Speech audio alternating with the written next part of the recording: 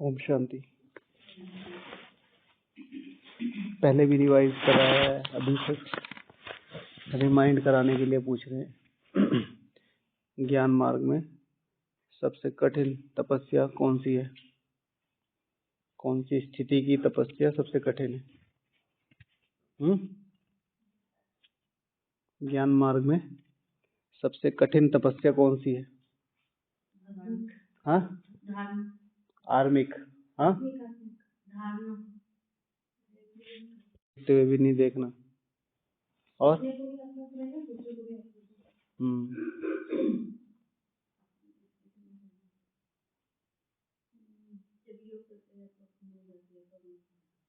जब योग करते तो अपनी दादियाँ नींद आती है। अच्छी बात है ना, वो तो पता चल रहा है आपका योग कितना है। फिर कोई भी पेपर हमेशा आपको ये दिखाने के लिए लाता है कि इस समय किस लेवल का योग चल रहा है। उसमें हमारी मेंटालिटी क्या है। वंस इन अ वीक कभी हो जाता है, मंथ में एक आधी बार हो जाता है, तो नॉर्मल है। कहीं कहीं बार बॉडी को वो एनर्जी चाहिए होती है, बट डेली हो रहा है तो बहुत ज़्यादा सोचने की ज़रूरत है, क्योंकि सारा दिन में जो बातें होती हैं और वो उनसे फर्क पड़ता है। सबसे कठिन तपस्या, हाँ जी, हाँ, सदा खुश रहना, बहुत बढ़िया।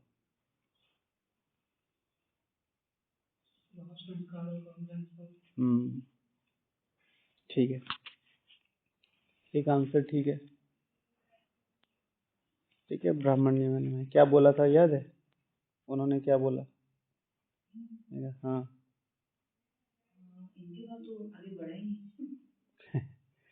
तो ब्राह्मण जीवन में सबसे इम्पोर्टेंट और सबसे कठिन पुरुषार्थ है निरंतरता का। निरंतरता का आत्मिक स्थिति हो सकती है, आज है कल नहीं है। आज मधुबन में हो, बहुत खुश हैं, घर जाके नहीं है खुश। ठीक है, आपने क्या बोला था? नींद आने का, है ना? तो धारणा कौन सी धारणा? निरंतरता की। ब्राह्मण जीवन में इस समय भी जितनी भी आत्माएं अप एंड डाउन दिखेंगी, चाहे आप अपने आप को ले लो, दूसरों को लेने का तो वैसे सवाल उठता ही नहीं है और लेना भी नहीं चाहिए। हम शुरू में कैसे आए थे सब लोग इस मैदान में कूद के, ये करेंगे वो करेंगे, है ना? बाबा ने कल बोला कि यहाँ आते तो कहते हैं कि वहाँ ये करेंगे वो करेंगे, और यहाँ से जाते जाते भूल जाते हैं। तो निरंतरता का कोई एक पुरुषार्थ, छोटे से छोटा भी अगर आपने निरंतर बना के रखा है, ऐसा हो नहीं सकता वो रिजल्ट ना दे। और क्योंकि हम बड़ी यात्रा पे हैं तो यहाँ निरंतरता बहुत ज़्यादा जरूरी चाहिए।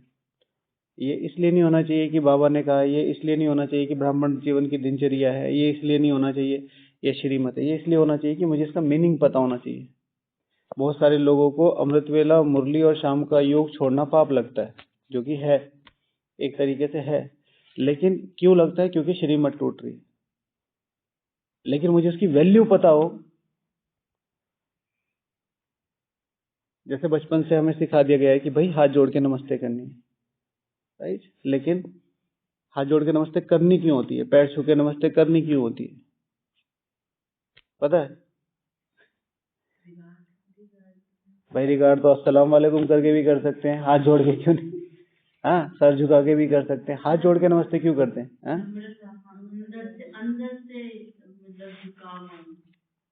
अंदर से कैसे झुकाव है? अगर मैं हाथ जोड़ने की जगह आधा झुक जाऊं तो मेरा कितना झुकाव होगा? तो हाथों में, हाथ और पैरों में सबसे ज्यादा एनर्जी होती है।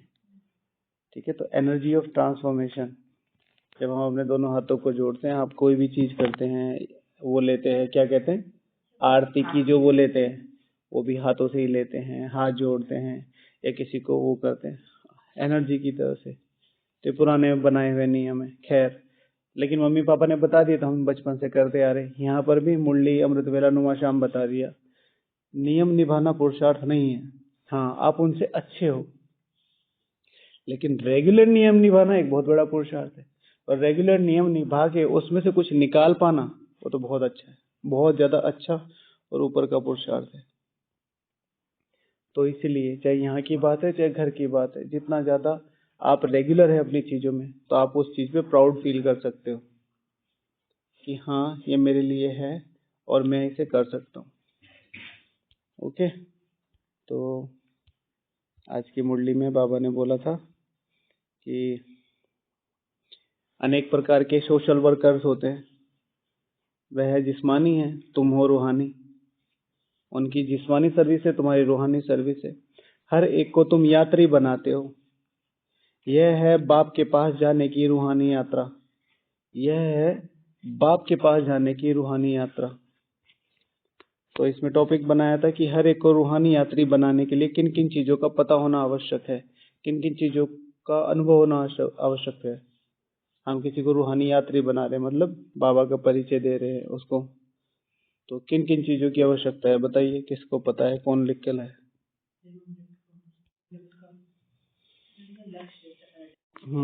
कभी भी किसी को यात्री बनाना है तो पता होना चाहिए कि लक्ष्य क्या है। जैसे जगदीश भाई जी अपनी क्लास में बोलते हैं कि कोई माता आई स्टेशन पे, तो दो भाई थे, दोनों मतलब मस्खरे थे, मस्तीखोर थे। तो माता ने पूछा कि भैया ये ट्रेन कहाँ जाएगी? तो उन्होंने पूछा आपको कहाँ जाना है? तो उन्होंने कहा कि मुझे जाना है इधर।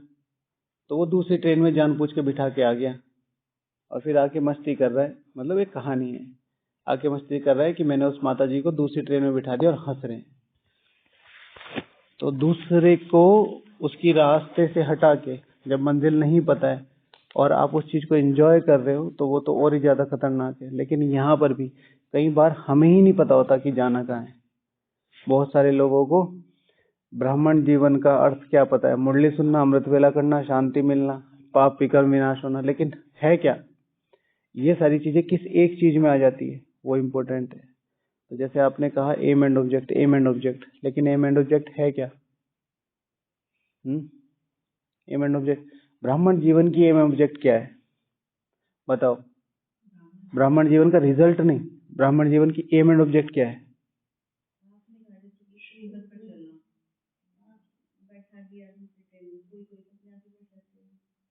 हाँ, तो फिर उनको समझ नहीं है ना, जो अपने आप बैठ जाते हैं उनको समझ नहीं है। भाई आप यात्रा करने जा रहे हो तो कम से कम दो चार से पूछ तो लेना चाहिए कि भाई आप दिल्ली जा रहे हो, आप दिल्ली जा रहे हो, आप दिल्ली जा रहे हो? हाँ हाँ हम दिल्ली जा रहे हैं। अच्छा अच्छा, ये ट्रेन जाएगी? अब चार पांच बार पूछ। लौकिक की बात नहीं कर रहे, ये तो जस्ट एक एग्जाम्पल है। बात तो ठीक है, कई बार हो जाता है जिनको नहीं पता होती है, लेकिन बाबा ने हमें समझ दी है। अनपढ़ से अनपढ़ लोग भी यात्रा में चढ़ते हैं। जैसे आप यहाँ मधुबन की यात्रा में आते हो, तो हमेशा ध्यान रखो, चार पांच लोगों से पूछो कि भाई क्या पुरुषार्थ करते हो, क्या पुरुषार्थ करते हो, क्या पुरुषार्थ करते हो, तो वो शेयर करेंगे। अब जिससे आप पूछ रहे हो, ये आपको समझ होनी चाहिए कि उससे पूछना है कि नहीं पूछना है। जैसे अभी अभी एक रीसेंट एग्जाम्पल है, एक भाई आया, एक भाई ने दूसरे भाई से पूछा जो यहाँ रहता है कि मुझे क्या पुरुषार्थ करना चाहिए, और उस भाई ने सारे यज्ञ की जो भी हिस्ट्री ज्योग्राफी थी, विघ्नों की, वो सारी बता दी और कहा कि घर जाके नौकरी करो, घर जाके पुरुषार्थ करो, जबकि वो बहुत अच्छी। तो कम से कम 15 दिन वो भाई बहुत ज्यादा ऊपर नीचे रहा। अब यहाँ आता था तो मैंने पूछ लिया, तो उसने कहा मैं तो उस भाई के साथ बैठा था।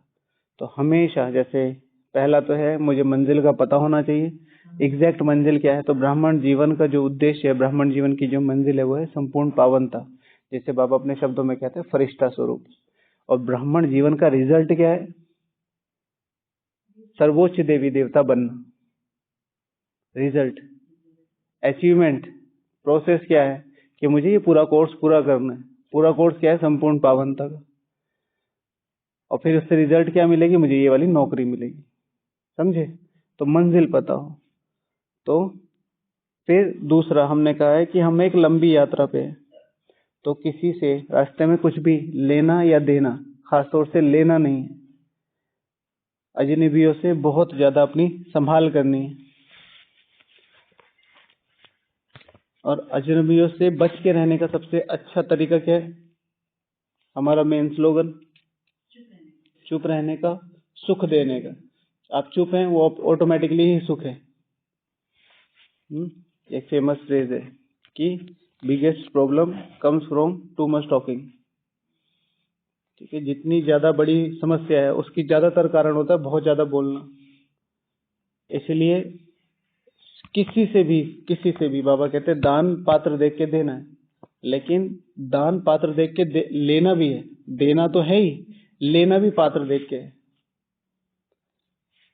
ये नहीं कि सारे ट्रेन में बैठे हैं तो उनका उद्देश्य किसी स्टेशन पे जाना ही है।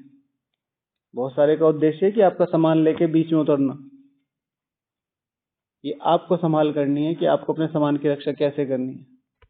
आप आए हैं मधुबन में, बहुत अच्छी स्थिति है, बहुत अच्छी है, 2-4 मिल गए आपको रूम में, सेवा में, आगे पीछे, और कर रहे हैं इधर उधर की बातें। तुम्हें पता है क्या हुआ, तुम्हें पता है क्या हुआ, पता है यहाँ क्या चल रहा है। तो फिर कहावत है भक्ति मार्ग में चले थे हरि भजन को, ठीक है, और होटल लागे कपास, और यहाँ पर चले थे हरि मिलन को, ठीक है। और यहाँ कपास ओट नहीं रहे हैं, जला दी। ओट ली तो भी कुछ मिल जाएगा ना। ओटना समझते हैं? ओटना मतलब कुछ काटना बनाना, तो कुछ तो पैसे मिलेंगे भाई। आप कपास कपास करना बहुत स्लो प्रोसेस है। कपास का पेड़ देखा है, तो उसमें से एक एक एक एक एक एक एक एक लेना, हाँ, रुई निकालना, तो लंबी प्रोसेस है वो। एक एक फ्लावर से कपास निकालनी पड़ती, उसमें भी पैसे मिलेंगे ना। यहाँ तो कपास में आग लगा देते हैं, जो हमारे पास थोड़ा बहुत होता है उसको भी देके जाते हैं। तो अपना बहुत ज्यादा ध्यान रखना है। अच्छा, और क्या लिखा है? अगर मुझे हर एक आत्मा को या हर आत्मा को रूहानी यात्री बनाना है, अच्छा यात्री बनाना है, तो मुझे मंजिल का पता हो और रुकना नहीं है, स्टेशन पे रुकना, उतरना नहीं है।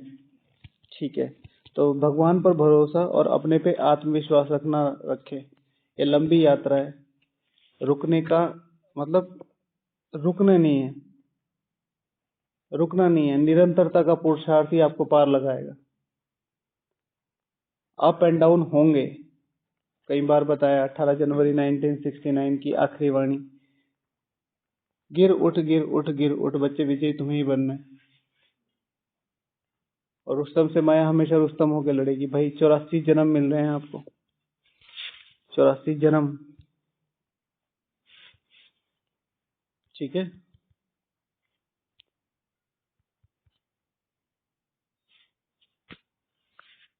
तो 84 जन्म में आप क्या कर रहे हो?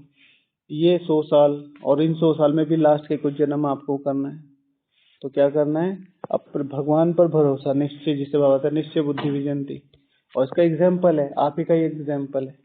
अर्जुन अकेला भगवान के साथ खड़ा है, कौरव सारी सेना लेके चला गया। किसकी सेना लेके चला गया? भगवान की। सारे ब्राह्मण एक तरफ खड़े होकर कह रहे हैं ये गलत है, ये गलत है, ये गलत है। भाई भगवान के साथ जो रहते होंगे वो देवता ही तो होंगे। कौरवों के साथ मिलके क्या बने? असुर। भाई भगवान अपनी सेना में किसको रखेगा? देवताओं को ही तो रखेगा। अब फिर उनको दे दिए, अब देखो बुद्धि कैसे फिरी। श्री कृष्ण की सेना श्री कृष्ण के खिलाफ ही लड़ रही है ना। तो यज्ञ में विघ्न कौन डालते हैं? ब्राह्मण ही डालते हैं, जो आसुरी बुद्धि के होते हैं।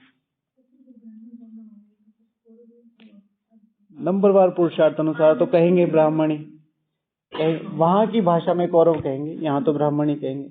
पहली बात तो हम किसी को फाइनली क्लियर नहीं कर सकते कि वो सपोज टू बी आज मैं कोई उल्टा कर्म कर रहा हूँ, लेकिन आप यू नेवर नो कि मैं कब मुझे रियलाइजेशन हो और कल मैं बहुत तेजी से आगे बढ़ जाऊं। तो आगे पीछे चलते रहेंगे।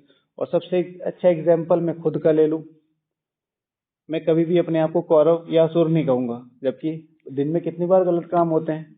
कोई अमृत वेला छूट गया, कोई वो छूट गया, तो श्रीमती तो भंग हो रही है, ठीक है। तो भगवान पर भरोसा रखना और अपने पे आत्मविश्वास रखना कि जिस सोच के साथ मैंने यात्रा शुरू करी थी, भगवान मेरे साथ है, तो ये विजय निश्चित है। तो सबसे पहले जो आपने बोला एम एंड ऑब्जेक्ट का पता हो, मुझे जो पहला लगा कि सबसे पहले सहज रास्ते का पता हो, रास्ते का पता हो। जैसे हम नॉर्मली क्या करते हैं, लोगों को बता के छोड़ देते हैं, ठीक है। लोगों को बता के जोड़ते हैं, भाई साहब हारमोनी हॉल का है, इधर से सीधे चले जाओ, इधर मुड़ जाना, और उधर सामने जो चौराहा आएगा उधर सामने, ऐसे तो करते हैं। एग्जाम्पल मेजोरिटी, ठीक है। तो उसमें क्या करते हैं हम लोग, रास्ता बता देते हैं और प्रोसेस भी यही है। कोई बहुत अच्छे भावना से बताते, कोई कहते सीधे चले जाओ। अब सीधे कहाँ तक जाना कुछ पता नहीं। ऐसे ही यहाँ पर जब हमें कोर्स कराया जाता है क्या करते हैं, मेरे ख्याल से मंजिल के लिए कोई भी शॉर्टकट नहीं होता अभी तक जो मुझे लगा है, पर सहज रास्ते बनाए जा सकते हैं। शॉर्टकट्स माना हमेशा आप ट्रबल में फंसोगे। कोई भी शॉर्टकट ले लो कि मैं इन भाई जी के पीछे लग जाऊंगा तो मुझे वो मिल जाएगा, मुझे ये बहन जी की क्लासेस लग जाएंगी तो मुझे सही मिल जाएगा, ये पैटर्न सही है, ये पैसा। सिर्फ एक पैटर्न सही है और वो है मुरली का, बिगेस्ट शॉर्टकट है ये, ठीक है। उसमें से ही आपको सहजता निकालनी है कि कितना सहज है। तो रास्ता बताना, रास्ता क्या बताना है, ये नहीं कि तीन लोग क्या है, ये नहीं कि बाबा क्या है, निराकार क्या है, ये नहीं कि तुम आत्मा क्या हो, यह है रास्ता बताना।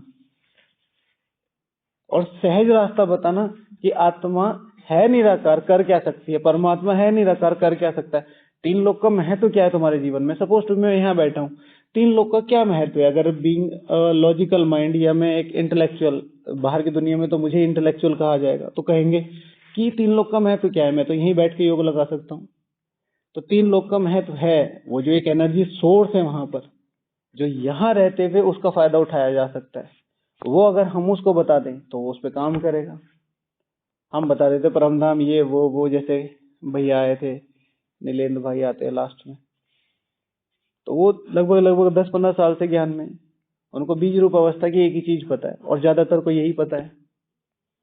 लेकिन बीज रूप अवस्था में 50 काम किए जा सकते हैं। तो रास्ता बताना, सहज रास्ता बताना, ताकि आत्मा, अब हर कोई थोड़ा याद कि वो दिमाग चला सकती है, लेकिन उसको सिखाया तो जा सकता है। दिमाग एक ऐसी पावर है, आत्मा एक ऐसी पावर है जिसमें मन बुद्धि संस्कार सबके हैं। कोई भी आत्मा है, पागल से पागल है, अनपढ़ से अनपढ़ है, कैसी भी है, उसको जागृत किया जा सकता है। एग्जाम्पल है, यज्ञ में भी है, वैसे भी है।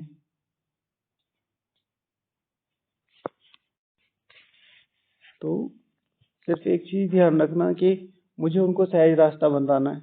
और सहज रास्ते पे सबसे पहले क्या करना पड़ता है, मैराथन में सबसे पहला, मैराथन जिस दिन होती है उससे एक दिन पहले क्या होता है, हाँ, कौन सी तैयारी। मैराथन करेंगे तो प्रैक्टिस ही होगी, कौन सी प्रैक्टिस होगी ये बताओ। तो जिस दिन मैराथन होती है उस दिन सारे जो खिलाड़ी होती है उनको सारा ना बताते हैं कि भाई ये रास्ता है, ऊपर ऐसे, नीचे ऐसे, यहाँ ध्यान रखना है, यहाँ ध्यान रखना है, यहाँ जंगल है, यहाँ तुम्हें जूस मिलेगा। तो पहले उस पर चल के आना पड़ेगा। तो शिव भगवान आज की मुरली में था, धारणा करके करानी है। तो कोई भी रास्ता बताओ, अनुभव से बताओ, ऐसे नहीं बता दो कि भाई मुझे इतना ही पता है, नहीं। या तो रेफर कर दो कहीं ना कहीं, या फिर उसको कहो कि मैं चिंतन करके बताऊंगा, और उस पर होना चाहिए।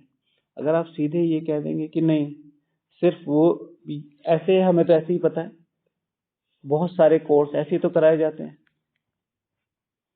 यहाँ पे भी हमने कल परसों एग्जाम्पल दिया था ना, बहनें आती, ठीक है, ये एक वो है बहुत बड़ा बाग, और सारे जितने भी हमारे होते हैं गाय ही कहेंगे ना, सारी गायों को मधुबन के अंदर लाके छोड़ते रहे, चर लो जहाँ चरना है। डायमंड हॉल में चढ़ना है वहां चल लो, कॉन्फ्रेंस में चढ़ना है वहां चल लो, किसी को पकड़ लो, कोई डाइनिंग में चल रहा है, कोई कहीं चल रहा है। उनको बताना है कि उनका फूड कहाँ है, उनको बताना कि रियल डेस्टिनेशन कहाँ है, उनको बताना कि तुम कैसे शाम को पेट भर के नहीं जा सकते हो, साथ भी लेके जा सकते हो। लेकिन हमारा एम एंड ऑब्जेक्ट बन गया बस लाके छोड़ना है। लाके छोड़ना नहीं है, लाके अगर वो डेवलप नहीं हुए तो तुम्हारे हिस्से में से कटेगा, क्योंकि तुम निमित्त हो, तुम निमित्त हो। इसलिए जिसको भी यहाँ लाते हैं, लौकिक हो या अलौकिक हो, उसको पहले यहाँ के कुछ नियम बता दो। जैसे लौकिक व्यक्ति है, कोई पहली बार आ रहा है, तो उसको 2-3 चीजें बताई जा सकती है। भाई सुबह को उठा, और एक ये छोटी सी कन्वर्सेशन आप बाबा के साथ रखते, बाद में सो सकते हैं। मुरली में आप आओ, जो चीज समझ में नहीं आती मेरे से पूछो, नुमा शाम बैठो, आपको बहुत अच्छा लगेगा साइलेंस में। 3 चीजें तो की सागर, उनकी एक छोटी मोटी क्लास अरेंज कर दो, इतने सारे भाई, और फिर उनको सारा दिन घुमाओ। सुबह 9 बजे से लेके रात को कम से कम 7-8 बजे तक उनका टाइम रखो। लेकिन 8 से 9 हमारा टाइम रहेगा और 8 से पहले हमारा टाइम रहेगा। तो वो प्रॉमिस करे तो फिर उसको बुलाओ। इसी तरीके से जो भी आपके साथ आते, तो हर एक आत्मा तो नहीं ऐसे अपने आप को डेवलप करने की कोशिश करेगी। आपको एम एंड ऑब्जेक्ट रखना है कि मुझे सबको इस तरीके से ट्रीट करना है। बहुत बल मिलता है इसका। तो मुझे रास्ता अच्छे से पता हो, अगर मुझे किसी को रूहानी यात्रा बनाना है, और हो सके तो सहज, जैसे दीदी ने कहा शॉर्टकट, तो शॉर्टकट का मतलब अर्थात सहज करके बताना। कैसे योग नहीं लगता है तो कैसे लगा सकते हैं, चिंतन नहीं चलता है तो कैसे चला सकते हैं, और स्थितियां नहीं पता कैसे बना सकते हैं, अनुभव नहीं होता कैसे करवा सकते हैं, सब चीजें हो सकती हैं। और हर एक आत्मा में फुल ताकत है। हर एक आत्मा की स्पेशलिटी है कि हर एक आत्मा की सबसे पहली एक स्पेशलिटी क्या है? हर एक ब्राह्मण आत्मा की स्पेशलिटी क्या है? बाबा को स्पेशलिटी, सुपर स्पेशलिटी, कि हर एक आत्मा 8 की माला का मन का बन सकती है। हर एक आत्मा 8 की माला का मन का बन सकती है, अगर बैकअप पालना उसे दी जाए तो। पहले दिन तो आप भी ऐसे ही थे, हम भी ऐसे ही थे। फिर धीरे धीरे जो अपने को डेवलप करना चाहता है उसके अकॉर्डिंग बाबा उसको देता चला जाता है। ऐसा भी है, लेकिन दूसरा एस्पेक्ट ये भी तो है ना, दादियों को तो कुछ भी नहीं पता था, जीरो थी। आधी दादियां तो जैसे मैंने बताया मेंटली रिटार्टेड थी। अर्जुन दादा हाफ माइंड थे, दादी जानकी जी की कजन हाफ माइंड थी, मेंटली रिटार्टेड थी, कोई पसंद नहीं, शक्ल अच्छी नहीं थी, लेकिन पालना इस लेवल की थी कि वो नंबर 1 चले गए। जो लोग सोचते हैं कि हमारी अंतमति गति ऐसी हो, वो उनकी हुई। अब वो तो नहीं चाहते थे, उनको पता भी नहीं था, उनको तो सहारा चाहिए था, लेकिन सहारे के साथ पालना जो दी, पालना का बहुत है। इस समय बहुत तेजी से आगे जाने का तरीका है पालना देना आत्माओं को। उसमें 1-on-1 इंटरेक्शन करना भी इतना ज्यादा जरूरी नहीं। चलो यहाँ तो इन्वॉल्वमेंट बना हुआ है तो हम लोग करते हैं, अगर घर पे ही बैठ के या सेंटर पे ही बैठ के अच्छे से उनके लिए विशेष योग किया जाए तो भी। बाकी हाँ, जिससे व्यवहार में आते उसके लिए तो पर्सनल देना ही पड़ेगा। ओके, फिर दूसरा है बताना होगा कि सभी को साथ लेके चलना है। ये लंबी यात्रा है, अकेले आप इसे ट्रेवल नहीं कर सकते। तो हमारे राजयोग का 5वां सब्जेक्ट कौन सा है जगदीश भाई जी? हाँ, सब्जेक्ट पता हो? हाँ, ये सब्जेक्ट है, संगठन सब्जेक्ट। तो जगदीश भाई जी कहते हैं कम से कम 50 बार बता लिया। ठीक है, 50 नहीं तो 25 बार तो बताया होगा। सहयोग 5वां सब्जेक्ट है, सहयोग। ज्ञान, योग, धारणा, सेवा, इनमें से कुछ भी ना हो रहा हो तो सिर्फ सहयोग देना शुरू कर दो। शिव भगवान आज आज की मुरली में तन का, मन का, धन का, और 2 और कौन कौन से? 2 और सहयोग,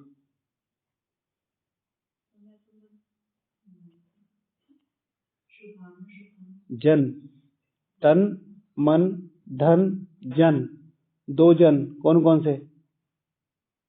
जन संबंध संपर्क, जन भोजन, सहयोग। ठीक है, तो सभी को साथ लेके चलना है। तो सभी को साथ लेके चलना है, क्योंकि यहाँ सहयोग ही सहयोग दिलाएगा। तो बाबा ने तन मन धन का तो कहा है, फिर सहयोग। मैंने इसमें अगला पॉइंट लिखा हुआ है कि रास्ते में किसी से भी कोई भी सामान लेके नहीं खाना है। भोजन का बहुत ज्यादा ध्यान रखना है। लंबा रास्ता है, क्या खाना है, कहाँ खाना है, किससे लेके खाना है, खाना भी है कि नहीं खाना है। हाँ, भोजन का बहुत ज्यादा ध्यान रखना है। तो पहले सहयोग, इन सब से सहयोग, किसी का भी, तन का हो सकता है सेवा कर दो, मन का हो सकता है योग कर लो, धन का हो सकता है ज्यादा नहीं 1 रुपया भी आप भावना से डालोगे, भोजन। फिर जन, तन मन धन, भोजन, जन। तो भोजन कितना इंपॉर्टेंट है राजयोग में। पूरे 5000 साल में राजयोग के बाद अगर आपके कोई संस्कार चेंज कर सकता है वो है ब्रह्मा भोजन। ब्रह्मा भोजन। And what is the definition of Brahma भोजन? किसको पता है? बताई थी।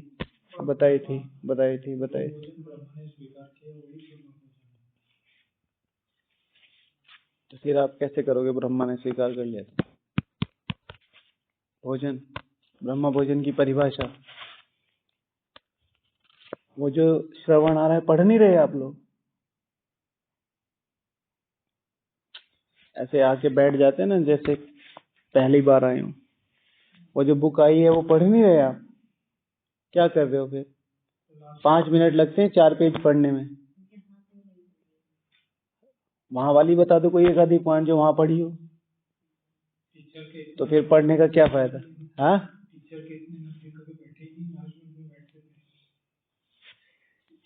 ठीक रहा है, ठीक। कितनी अच्छी बुक है, आपके रोंगटे खड़े कर देगी वो बुक। आप अपनी रियलिटी से इतना दूर हो, आप सोचते हो बस मुरली पढ़ ली, ज्ञान योग कर लिया और आपका दिन अच्छा चल रहा है। बुक्स ऐसी ऐसी है ना, मतलब पढ़ते पढ़ते आपके रोंगटे खड़े हो जाएंगे, पढ़ते पढ़ते आंसू निकलेंगे, पढ़ते पढ़ते रियलाइजेशन जो योग में नहीं होते, ऐसे ऐसे रियलाइजेशन। हम तो इसलिए नहीं भेजते अनुभव। चलो बाबा को याद करते हैं।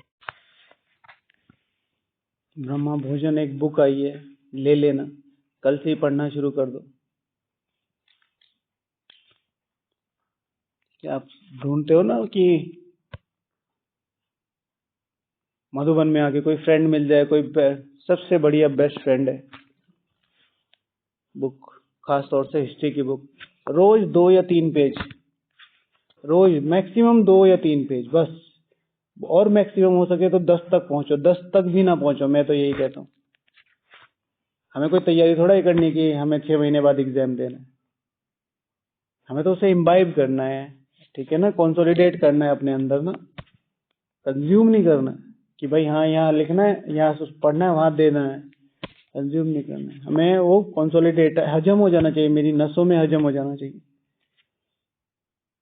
तो ब्रह्मा भोजन के बारे में, जो माता डेली कभी भी भोजन मिस नहीं करती थी भोग लगा के, वो ये कहती है मुझे ही नहीं इतनी बनाना क्या है, क्या नहीं बनाना है, खाना कैसे है, भोजन बनाते वक्त क्या क्या चीजों का ध्यान रखना है। सतयुग में काटना शब्द नहीं होता है कि सब्जी काट दो, ठीक है, कहा जाता है सब्जी बना दो। भोजन के लिए सब्जी तैयार की, तो ये होना चाहिए। तो कहां से पता चला? बुक पढ़ के पता चला। आप सोचते हो बस बैठे रहो बैठे रहो बैठे रहो बाबा रूम में 6-6 7-7 घंटे और हो जाएगा, नहीं। सब्जी, रोटी, सैलेड, छाछ, गुड़ सब चाहिए। रोज एक एक एक एक डिश देते रहेंगे, आप कहेंगे कि क्या हो गया भंडारे वाले को, और कुछ बचा नहीं क्या इनके पास, रोज ही रोज एक ही दाल। और करके देखो, मैं ये नहीं कह रहा कि मेरे कहने पे करो, मैं हमेशा कहता हूँ जो भी चीजें आपके पास है अनुभव करके देखो कि क्या मतलब है। कल का टास्क रखते हैं, कल सब लोग 4-4 पेज पढ़ के फिर योग करेंगे, कोई भी 4 पेज, जो आपकी मर्जी भाई साहब, जो आपकी मर्जी। अभी अभी बताया, आपने मिस कर दिया। हिस्ट्री की कोई, ब्रह्मा भोजन और हिस्ट्री की कोई भी बुक। सो भोजन पर बहुत ज्यादा ध्यान रखना है। व्हाट इज ब्रह्मा भोजन? ब्रह्मा भोजन इज याद में बनाया हुआ है, तो वो बाबा की रिस्पॉन्सिबिलिटी है आपके लिए।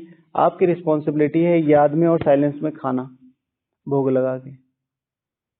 और आसपास का वायुमंडल देख लेना, आपको वैसे ही पता चल जाएगा आप 90% लोगों से आगे हैं। और अगर उसमें याद में बना के याद में खा लिया, तो फिर आप पहले शायद 1% से भी कम में पहुंच जाएंगे। इतनी मार्जिन है। कल का एक्सपेरिमेंट करके देखो। ओके, तो फिर है हर एक आत्मा को अगर अच्छा रूहानी यात्री बनाना है, तो उसे बताना है कि क्या सामान हो, कितना सामान हो, और उसका ध्यान कैसे रखना है। ठीक है, कौन कौन सा सामान नहीं चाहिए, एक्स्ट्रा रिलेशंस का सामान नहीं चाहिए, ठीक है ना, एक्स्ट्रा थिंकिंग का वेटेज नहीं चाहिए। भाई इतना सामान कौन रखेगा?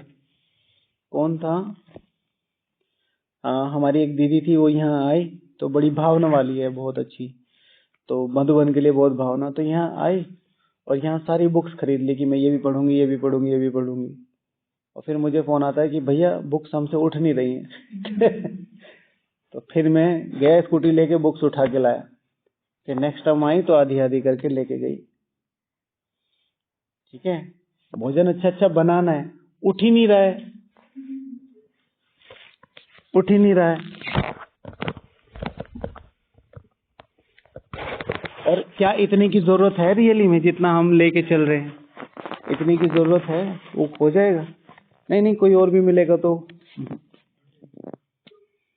ठीक है, तो किसका ध्यान रखना है? भोजन का, सॉरी भोजन का नहीं, किसका? वेटेज का, सामान का कितना होना चाहिए। मुझे ये मेरे दोस्त बन गए और इनके बारे में, क्योंकि ये मेरे रूम में है, सिर्फ इसलिए इनकी सारी इन्फॉर्मेशन मुझे दे रहे हैं। मुझे नहीं जरूरत है, आपको क्या करना है?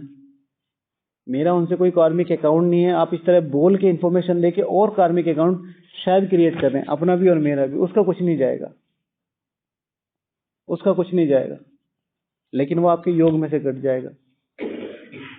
मैं आपको एक्सपेरिमेंट जो मैं करता हूं या कई बार अनुभव होते हैं। एक बार मैं जा रहा हूँ फ्रेश बिल्कुल, और मुझे पता है, मैं मतलब बहुत उमंग उत्साह है कि भाई आज थोड़ा जल्दी सेवा पूरी हो गई, मैं योग में बैठूंगा।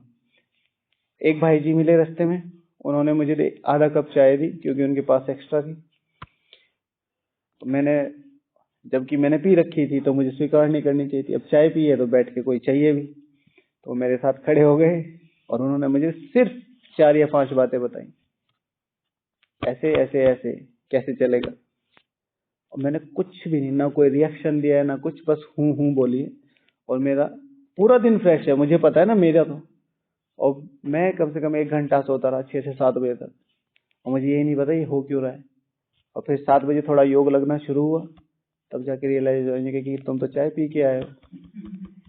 उसका इतना सूक्ष्म होती है एनर्जी, इतनी सूक्ष्म कि कहाँ से वो डिलीवर हो रही। क्योंकि मैं सुन रहा हूँ, यानी कि मैं उस चीज को एक्सेप्ट कर रहा हूँ, उस एनर्जी को एक्सेप्ट कर रहा हूँ। है तो व्यर्थ, तो कटेगी तो समर्थ में से ही ना। इतनी सूक्ष्म होती है एनर्जी। बिल्कुल ठीक है, उसी के लिए तो बता रहे थे।